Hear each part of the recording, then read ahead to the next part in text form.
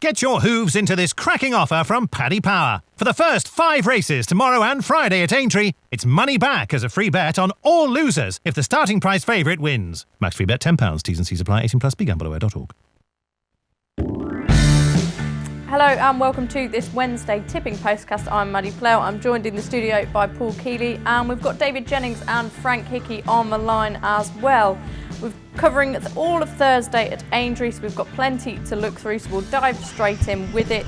At 1:45 on the Mile course, we've got the Big Bucks Celebration Manifesto Novices Chase course, Grade 1. Lots of people be drawn to Brain Power here. I'm anticipating DJ to be one of those kills, but how much do you think that race last time just fell apart? Well, I think it definitely fell apart. The front two, St Calvados and Petit Mouchoir, both obviously went off miles too quickly and fell in a hole. I mean, St Calvados was beaten after a mile, which was ridiculous. He just didn't run his race, but taking each other on was no good at all. I just didn't think Brain Power was ever going. All he did was pick up the pieces, in my view. Probably had a hard time doing it as well. And the one thing we don't know is the ground, what it's going to be like. They're calling it good to soft in places, but that doesn't chime with a going stick reading of 4.2 on Tuesday, which has never ever been lower on the Mileway course. We've had 15 meetings called off due to saturated ground in Britain this month. Of the remaining lot, only one hasn't been run on soft or heavy ground, and yet we get good to soft here. I'm not buying it until we see it. I'd imagine it would be quite testing, and therefore I'll take him on because he's going up in trip as well. But all the others you can pick holes in as well. Finian's Oscar and Modus both can be very clumsy. You saw with Modus definitely last time. So I'm going to go for Renee's Girl. She probably isn't as good as these, but she's the best jumper in the field. She liked the ground, and she does seem to be going forward with a £7 mare's allowance. Being fresh, I'll take a chance. Okay, Renee's Girl for kills. DJ, what do you make of Brain Power? You on his side again? I think I'll have to be, Maddie. I was just saying there, it's bizarre. I had people coming up to me at Cheltenham saying well done for Brain Power's run in the Arkle. Well done. He was beaten 14 lengths into second. I was disappointed, but people, I just love to know how they thought he was going to run, because if he was beaten 14 lengths, God only knows what they thought he was going to do. But I actually think he's just the best horse in the race. When you go through the race, he's rated 155. That's £5 clear on official ratings. And I think Aintree should be fine for him, because I think the race, again, will be run to suit. Like, you've got Colleen O'Deary in here of Henry de Bromhead's, Renee's Girl and Surname, who all like to force it. I can see the three of them taking each other on. Brain Power has obviously had the wind up. He's wearing a tongue strap this time. I just think if he does get into a better rhythm, he made a couple of bad mistakes in the Arkle. I was glad to see, like, that wasn't Brain Power. The one good thing he did was show a little bit of tenacity to get past Petit Mouchoir on the run-in, which I didn't think he could do. I just think it's such a bad race. I actually think if he just repeats his Arkle run, it might be good enough. I think he deserves to be favoured, and I think he'll win. Okay, so very confident there on Brain Power. Frank, what's your opinion? But before that, can we get some betting on Renee's Girl? Be interested to see what price we can get on her. Yeah, Brain Power is 5-2, Finian's Oscar's 3-1, Surname 130, Modus and Renee's Girl are both 11-2, and Colleen O'Deary is 25-1. This is an awful race, and I've done my money before it even starts, because I backed Calandra on Monday when the forecast ground was like good to soft, thinking, oh yeah, he'll run. But this is a very poor renewal in my opinion. If pressed, even though he was disappointing at Cheltenham after wind up, I'd probably take a flyer and Finian's Oscar. He won over 2.5 miles here over hurdles last year. At his best, he'd have a right chance, but he hasn't shown obviously for a few runs now. But it'd be a hopeful bet if I backed Finian's Oscar. Okay. It's a very bad race. Tentative bet for Frank with Finian's Oscar then. We'll move on to the 220 Doombar Anniversary 4-year-old Juvenile Hurdle, another Grade 1 of course. Apple Shakira sure to be at the top of most people's shortlist. She was 4th in the Triumph last time. Frank, I'll go to you first for the betting, please. Yeah, she's 13-8. We have a Dream 2-1, Malaya 6-1, Noob Negra 9-1, and we're 16-1 bar. Frank, I'll go to you first again now. Apple Shakira, I thought that Triumph was a bit of a messy race, to be honest, but at the end of the day, she didn't have that many excuses either. The only thing is she was very, very keen throughout the race, and I think she played up a little bit beforehand as well. You'd want to see her be a little bit more calm beforehand. I was waiting on her for a few quid at Cheltenham, and I'm not the forgiving type, so I look elsewhere here. We Have a Dream was decent enough. Has been decent this year, but again, I think he's short enough at 2-1, and I'm going to take a chance on Malaya for Paul Nicholls. Hopefully the ground isn't as bad as the going stick says. She was a very impressive winner at Ascot last time out in a handicap of 134, and Paul Nicholls has won this with relatively similar types previously in I think if you go back a few years, All Yours finished 5th in the Fred Winter and came and won this race at a bit of a price. She definitely would prefer better ground, but I think 5 fillies have won this in the last 20 years, and 4 of them bypassed the Cheltenham Festival, which is interesting enough. And at 6-1, I think she's a fair each way price. I think on good ground I'd be very keen, but hopefully it won't be too bad tomorrow. We'll have to wait and see. That's really interesting stats on Malaya there. Keels, we'll go to you next then. Yeah, I mean, this is going to be the day when I'm going to be taking a stab at a lot of outsiders, and I'm quite interested. Obviously, Apple Shakira, everyone says she flopped at Cheltenham. According to Racing Post Racing, she was about £3 or £4 off her best run on what she'd done before. So she wasn't far off it. It's just that she's been overrated all of her life. We Have a Dream. I'm not 100% certain any of that form is that strong. Sussex Ranger beating Active Valour on soft ground at Musselburgh, and I don't think Malaya will like the ground. So I'm going to take a massive flyer on the top one, trained by Gil McGear, Bo Goss. Now, he came over to Kempton for the Adonis Juvenile Herd and finished 3rd, beaten a long way by Radichin. But that was his first ever run on good ground. And he's now getting the ground that he's been racing on all his life in France. Now, he's owned by Simon Munir and Isaac Swaden. They've got We Have a Dream, who's second favourite. I can't believe he's just coming over to keep that horse company. You know what I mean? He's coming a long way. James Reevely's coming over to ride it as well. I just cannot believe they do not think it's better than it showed at Kempton. And given soft ground, I would take a chance because I don't think the juveniles are that good this year. Okay, DJ. Maddie, I took 3 horses out of Cheltenham after watching replays time and time again, and one of them was Nuba Negra, who I am convinced just needs a flat track. And if you go back to the Fred Winter, like for so much of that race, he looked the best horse in the race. He jumped well, he travelled like a dream. Turning in, you still would be confident. And I just think the hill got to him in those conditions. Like, he hit a low 1.72 in running that day. And I was very impressed. I just couldn't wait for this horse to run in Aintree. And I said if one of the big guns didn't show up in Aintree in this race, I'd be so sweet. It'd be one of my bankers of the meeting.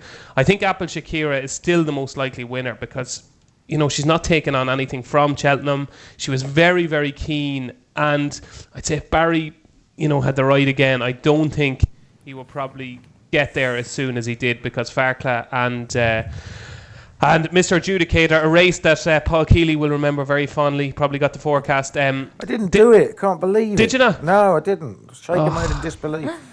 Spent bloody weeks listening to you shite on about that race at the Dublin Racing Festival, telling everybody it was the best piece of form, and they finished 1st and 2nd. You didn't even do the forecast. But I just think with Apple Shakira, if she settles a little bit better, she'd probably win. But 9-1 Nuba Negra each way, I'd be shocked if he didn't finish in the first 3. I think he's a very, very good horse in the flat track. Okay, so we've got a nice bit of variety going on there. Apple Shakira, of course, related to Apple's Jade, who absolutely cantered home in this a couple of years ago.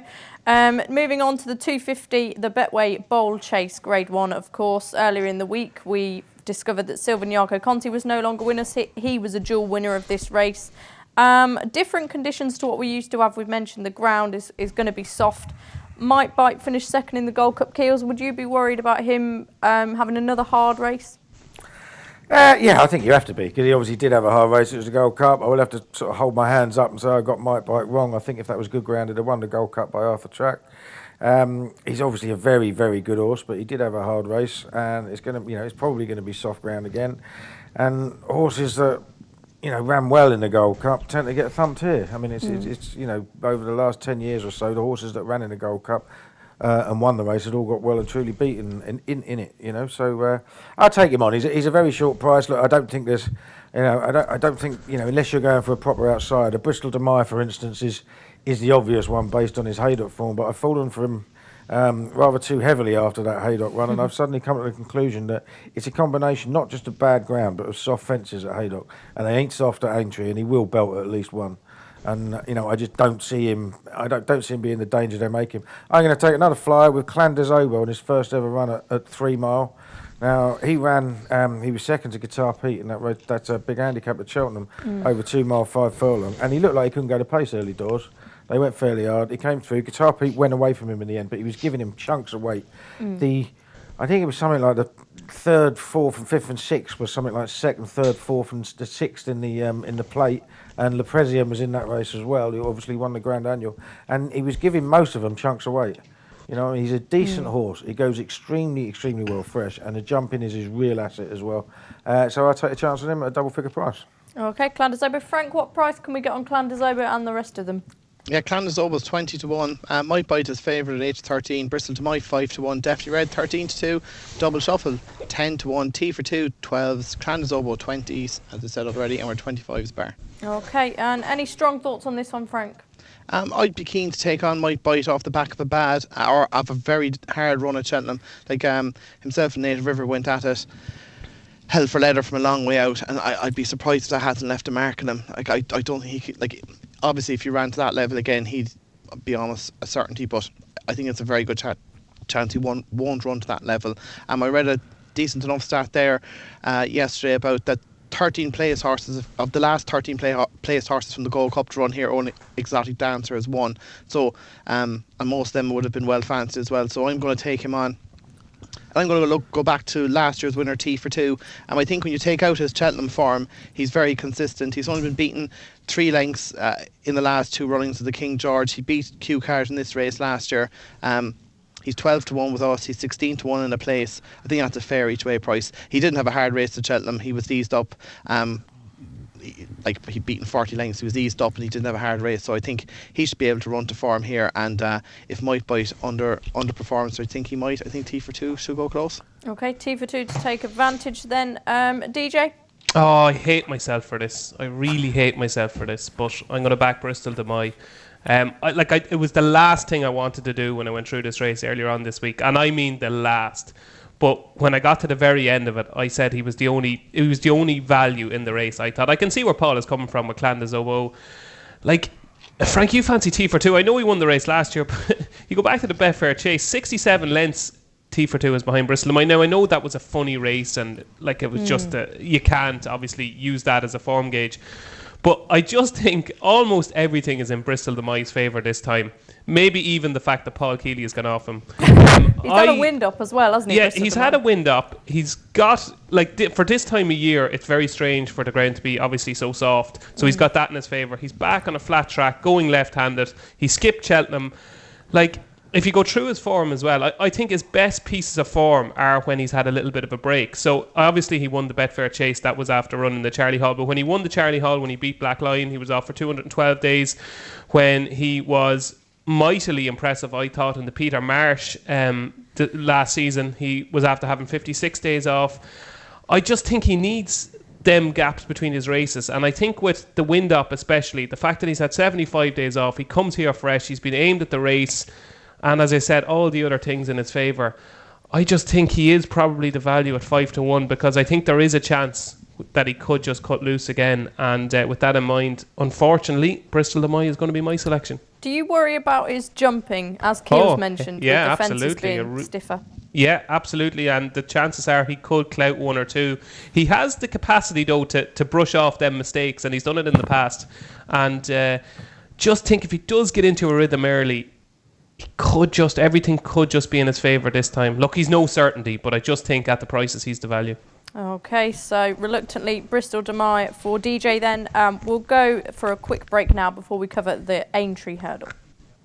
Get your hooves into this cracking offer from Paddy Power. For the first 5 races tomorrow and Friday at Aintree, it's money back as a free bet on all losers if the starting price favourite wins. Max free bet £10. T's and C's apply. 18+. BeGambleAware.org. Okay, welcome back to this Wednesday tipping postcast. Moving on now to the 325 Betway Aintree hurdle. Of course, we're gutted that we're not going to see dual champion hurdle winner Bouvardere turn up here, but it still looks a pretty interesting race. Super Sunday, of course, was second in the Stayers hurdle. Coral Cup winner, he's coming back down in trip. Of course, he beat Faheen over 2 miles earlier on this season, so he's clearly one who's very versatile. Frank, how do they bet? Yeah, Super Sundays are evens favourites. The new one 4-1, my 10 to yours 9-2. Lammy Surge 7-1, Air Horse 1, and Cirrus Darius are 20-1 or 25-1 bar. Okay, brilliant. Keels, have you got a big price one in this Oh one? yeah, I've got another big price one in this. It's another one you've got to take on. Look, I mean, if Mike Bite wasn't running tomorrow, you'd be setting a search party out for a top class horse, wouldn't you? Really, like, you know, I mean, that's the way it is now. You know, Super Sunday, I like Super Sunday, but you know, I mean, for even money for a horse that got lost 2/3 of its races, you know, I mean, he's no superstar. Like, you know, I mean, the form before him from the Irish Champion Hurdle, that's been shown up for what it is. He got beat with no real excuses in the Stayers Hurdle. Now he's coming back. I don't make him much better than the new one or my 10 to yours, but I don't think either of those two want a real slog even at 2.5 miles for the new one, and definitely not my 10 to yours. So, you know, for me, Lammy Surge is an old rogue, isn't he? You know what I mean? With no idea what he's going to do. He'll probably look like winning halfway up the straight. So I'm going to take a massive flyer and put up Cirrus Darius. Now, he's a huge price. He did win a novice hurdle here very, very easily a few seasons ago. He's been in good form this year. He likes a flat track. He won easily last time out. He's got plenty to find on the book. But I can just see a stupid result coming up, and he's going to be the one I'm going to back.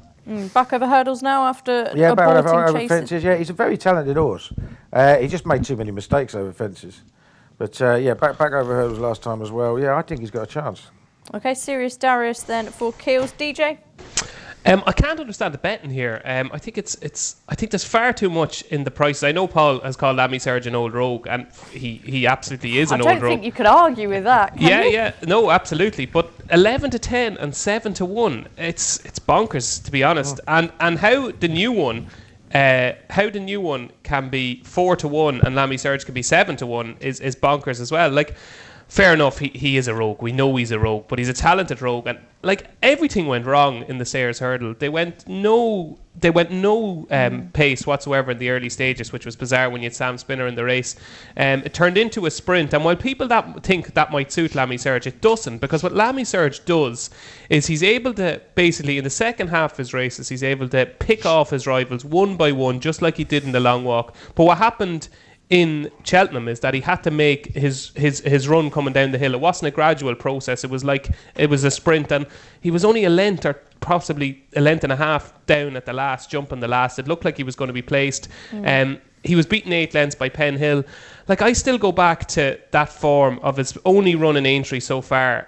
He ran in the JLT. He was beaten 4 lengths by Black Hercules. He came back here to this meeting and ran in the Grade 1 Novice Chase and was beaten by Arzal, who never missed a beat that day. He was 16 lengths clear of Sizing John in third that day, Lammy Surge was. I thought he loved the place. I think Aintree is made for him. I think 2.5 miles is certainly not a negative, because I don't think he's a dour stayer. And the one thing here is they can be guaranteed they're going to go a proper clip here, because I think Diakali is going to really take them along, and I think the race is set up for him. I think 7-1 I think really does underestimate him, and I think he'll be placed again. Okay, it's interesting. I think the jockey said it was the biggest joke of a race he's ever ridden in last time, so it clearly didn't suit him. Frank, any additional thoughts on the Aintree hurdle? I think old rogue is a very nice way of putting what Lammy Surge is. I think if I was to describe him, you'd need a bleep machine for about a minute to cancel out what I'd say about him. I'm actually disappointed Bouverdare isn't running. Sorry, excuse me. Because I was really keen on Super Sunday, and you get a bit of a price about him if Bouverdare was here. I felt that going into Cheltenham, they should have supplemented for the Champion Hurdle. I think a really strongly run race over 2 miles with stiff finish would have suited. He showed at Leopardstown that held no fear from him at all. If you go back to last year, he looked all over the winner of the 3 mile race here, and Yanworth just out battled him. He didn't though, Frank. Like, he was he ran like a rogue for the first mile. Here, David. If Lammy Surge beats him, I could give you whatever you want. Like, no. I'm not. I was arguing the prices. I just thought there was too much between them. But if you look back at the race last year, he sold for the first mile. If you look at it right, he beat Mick Jazz, 4.5 lengths in Leopardstown. Mick Jazz has beaten something similar in the Champion Hurdle. Like, I think you're being harsh. I think you're looking at Lammy Surge the same way you look at brain power. Like, as in, it's almost like loving something that's hurt you and you won't give up on it. No, I know. I understand that. I know. I think Super Sunday is on the up. Like, as in, if you look at his form, he won absolutely hacked up in the Coral Cup, second at Aintree, needs the reappearance of Fairy House, beaten by Apples Jade at Leopardstown when he looked all over the winner that day and was outstayed. He just doesn't get 3 miles. I think 2.5 miles is ideal from around a track like this. I think he'll take an unbelievable amount of beating. But I could see where Paul's coming with Cirrus Darius at a massive price. Of course, he won the Grade 1 2-mile hurdle here as a novice. He's had issues, obviously, but I just see we're not up without betting yet. But I see that Warren Firm has gone up 18-1. With each way betting on that 3 places, that's probably a fair bet. But for me, I can't see Super Sunday being beaten. Maddie, can I just say one thing? One thing you've took me up wrong on here, Frank. If all the horses were the same price, I would most certainly be back in Super Sunday. I think he's the most likely winner of the race. So I'm not saying that Lammy Surge will definitely beat Super Sunday, but I just think there's too much between them. No, I accept that. Like, it's just like Super Sunday is very consistent. Lammy Surge is just, he doesn't like winning. And like at the end of the day, I want to have a bet on something I think will actually win and not run credibly. And for me, Lammy Surge, I could see him finishing second or third, no problem. But for me, I can't have him winning. So he's a big debate horse, isn't he, Lammy Surge? He's going to roll on even after however he does in this. People are wanting to be backing him next time. Me and Keels could just leave you two to talk about that all day. I'm having a snooze at the moment. Yeah. that argument could roll on later on again. Well, we'll see. We'll move on now to the 405 Randox Health Fox Hunters Open Hunters Chase. I hope I've said that right. Over the Grand National fences, of course. We're talking earlier about Boundless Slow, of course, won at Punchestown last year and was 7th in the Fox Hunter at Cheltenham. We've got the likes of On the Fringe, who won this in 2015 and 2016. Grand Vision. Keels, we'll start with you. I think this is fascinating. Far more open than it normally is in the betting for this race, or at least than it offered is. Boundless Slow was obviously second in this race last year before winning at Punchestown. And his first one for ages was when 7th in the Fox Hunter last time, when he was held up out the back. And it's not a prayer in being held up out the back, because that's not the way he wants to be ridden. I think he'd go well. I think Grand Vision's got a big chance for Colin Tizard, although slightly worried. Trainer is now only 1 from 22 in the last fortnight. I don't know whether he's just losing a bit of form again. Did so well at this meeting last year. Well, yeah, exactly, yeah. But there's one I like down the bottom, one of the youngest horses in the race called Wells de Lune. Now he ran in the Fox Hunter at Cheltenham, but it was his first attempt at 3 1/4 mile, and they tried to hold him up, and he totally resented it, and he was pulling and tugging away, and in the end, his amateur Peter Bryan decided that he's going to, have to bite the bullet and let him go, and he went and took it up, and he just ran out of puff really early. Like, I think it was 5 from home. He was done for. This short triple suit, the heavy grounder suit, he can be, when he's asked to go on, he can be quite a good jumper. A bit exuberant. So, and he loved the ground. So I'll give him a chance. Trained the winner last year with Dinner, and I think he might have a chance of following up. Yeah, clearly very, very capable trainer, Mickey Bowen. Frank, can we have some betting on this and then your selection? Yeah, Ballinasloe and Grand Vision are joint favourites at 9-2. Wallingford Charm is 5-1. On the Fringe, 8-1. Sir Jack Yates, 12-1. Barrackilla this time are both 14-1. Actually, Union East has just clipped into 9-1 as I speak. Wells de Lune is also 14-1, and we're 16-1 bar. I had a flyer on one there at the end of last week when the betting went up. I saw that Will Biddick was booked for this time. It's on its first start for Mrs. D. Ralph. I don't know a whole pile about the trainer, but I know the horse has a decent enough record on the Aintree fences. He was third in the 2015 edition of the Sefton off a mark of 134, beaten by Benny Smith and Seven Sky. Double Ross is back in 5th, so that was a decent enough renewal. As we know, Benny Smith loves Aintree, and then he came back in the top the following April and ran off a mark of 131 and was 4th behind East Lake, Fairy Rat and Third Intention. So again, that was a decent run. Now he was 20-1 this last year and he unseated at the third, but I thought it was significant. Will Biddick was booked. Obviously he's probably one of the better English amateurs, and I think he was 25-33s last week. I think he's still 20-1 in a few places there. I think that's a fair each way price for a horse that's gone well around here before. I do think this is not a vintage renewal as well. Like you're comparing it to previous runs or renewals of this. I think it's probably lacking a little bit. And I'm going to take a flyer on one at a price there. Okay, DJ? I don't particularly like this race. I wouldn't be my favourite race, but I do think Ballinasloe deserves to be favoured and might just be a little bit of value at 9-2, because if you go into it, like, I don't think it's as good a race as it was last year. Pasha de Polder had won at Cheltenham last year and went and ran an Aintree as well, and he's beaten a length and 3/4 last year. He'd had a busier season last season as well. This season, since Stratford in June, he's only ran the point-to-point where he actually jumped poorly. So I'd say he's had a couple of issues. And then he finished 7th at Cheltenham, and as Paul said, like he was held up and he stayed on. Like it might sound absolutely bonkers, but it looked like a complete prep for Aintree and Punchestown. And I know that sounds stupid considering it was Cheltenham, but it looked that way.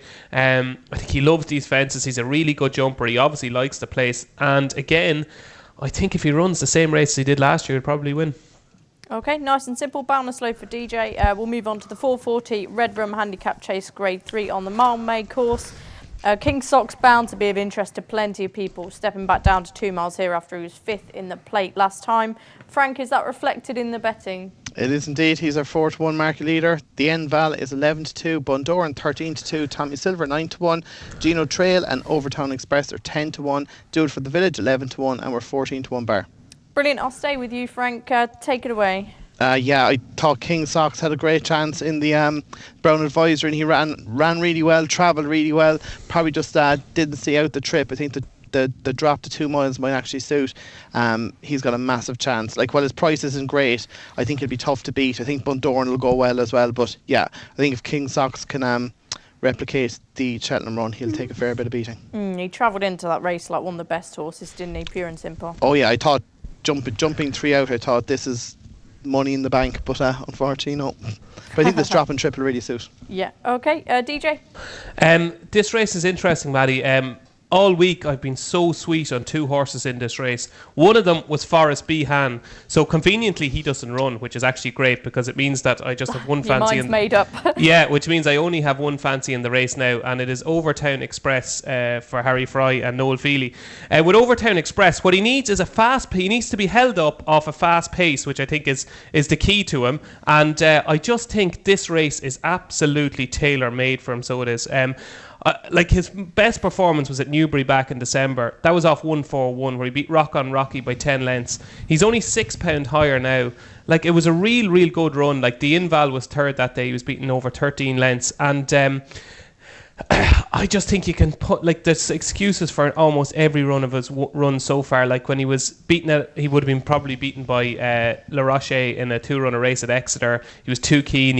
I think he needs cover. He needs to be held up, and he needs to come with a late burst, and he needs to jump well as well. That's one of his Achilles' heels. So, but I think this race is made for him. I think off 147, I think he could be a bit better than that. So I'm going to go for Overtown Express.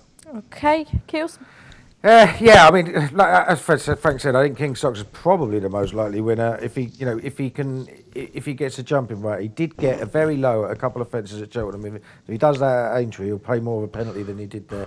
I've got 2 against the field. The first one is Do It For The Village, who was 6th in the Grand National. Now, that was obviously a very, very messy race, and he wasn't the unluckiest horse, but he did have to swerve around 2 stricken horses during the race, especially once at the very start that knocked him back to last. He met the second last only halfway up, and he still managed to finish 6th. I thought that was a really good run, and if you look at his prep, he'd won a race at Cheltenham in November, and then he'd been kept over hurdles. So Connections obviously thought that he had a reasonable handicap mark.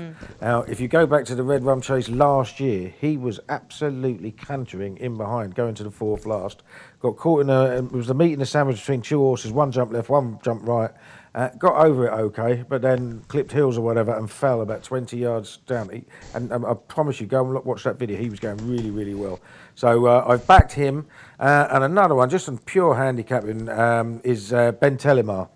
Now, the start of this season, I think he started his first run of the season was terrible behind Splash of Ginge, but then he was 3rd to Gino Trail and Bundoran, and he was only beaten 2 3/4 lengths. He's £10 better off for the winner. He's with jockeys taken into account. He's £5 better off for the second, and he's had a break. He ran down the field at Kempton last time. Looks like he's been prepared for it. He's a big price in first-time cheek pieces, and as I say, he's got form. At the weights, he's got a huge chance of beating horses that are much shorter than him in the betting. Okay, 2 very interesting ones then. Do It For The Village and Ben Telemar for Keels. We'll preview the final race of the day, the Goffs Nickel Coin Mares Standard Open National Hunt Flat Race after this. Get your hooves into this cracking offer from Paddy Power. For the first 5 races tomorrow and Friday at Aintree, it's money back as a free bet on all losers if the starting price favourite wins. Max free bet £10. T's and C's apply. 18+. BeGambleAware.org. Okay, welcome back to this tipping postcast. We're going to crack on with the last race we're going to cover, which is at 5:15, the Mares Bumper, this Grade 2. Frank, how do we bet? Yeah, Getaway Katie May, it's 5-2. Dissavril 7-1, Posh Trish and Sea Story 8-1. Midnight Referendum 9-1. Duhala Jester 10-1 over 12-1 bar. Okay, excellent. It's very hard to figure out this one, isn't it? Obviously, Getaway Katie May wasn't far behind relegated Leopardstown last time. Keels and Relegate went on to win the Champion Bumper. What do you make of them as a bunch? It's hard to say, isn't it? There's so few form lines that cross over. I mean, obviously, Getaway Katie May is the obvious one to be favourite, but she's got an official rating of 20. Posh Trish has an official rating of 122. So she has been rated. She is being priced on what Relegate did rather than the form of that race itself. Now, obviously, she could improve and could be the right favourite, but the race is routinely run by Rags. The two I liked, one was called Dissavril, trained by Emma Lavelle. Thought that was quite impressive on its sole start, and the other one down near the bottom, Philip Hobbs. Horses seem to be starting to run a bit better, a bit like Venetia Williams. And Cedar Valley, I thought he did it quite nicely. I think the third has won since at Taunton, I think that was. But it's total guesswork, to be honest, and I'll be playing buttons in this race. Okay, so carrying on with the big price themes. Frank? Yeah, this is the 14th running of this race, and Alan King has had 2 winners with 4 seconds, so he's one to follow. The only thing that turned me off his runner Midnight Referendum is that he seems to be struggling for form at the moment. His runners aren't going too well. But I'd be with Paul here. Dissavril was very impressive. And on her rules debut at Mark Ray's and winning that listed bumper. The second, Amy De Sivla, wasn't beaten too far in that strong Sandown listed bumper. She went off 5-2 favourite that day, and Dissavril beat her pretty comprehensively. While if you take the form of Getaway Katie May and Relegate as literal, she'll almost certainly win. But at the price, I think Dissavril is probably a fair each way price against her. Okay, excellent. DJ, give you the final call.